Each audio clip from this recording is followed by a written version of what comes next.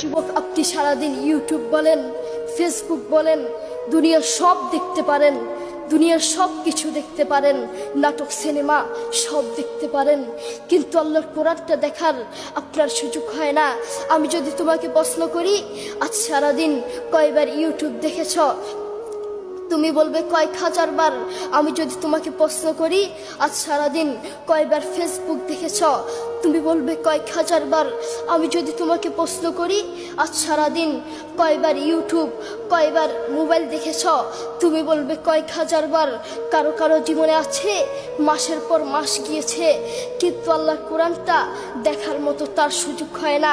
কারো কারো জীবনে আছে বছরের পর বছর গিয়েছে, কিন্তু আল্লাহর কোরআনটা পড়ার তার সুযোগ হয় না। তার মতো নাফরমান এই বাংলার জমিনে আরেকটাও হতে পারে না, ঠিক কিনা? আমি তোমাকে দেখে বড় অবাক হচ্ছি, আমি তোমাকে দেখে বড় অবাক হচ্ছি।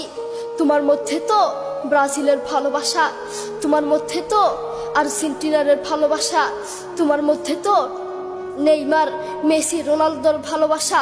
যেই নবী তোমার জন্য কেঁদেছেন, যেই আল্লাহ তোমাকে বাঁচিয়ে রেখেছেন, সেই আল্লাহর জন্য কোরআনটা পড়তে পারো না।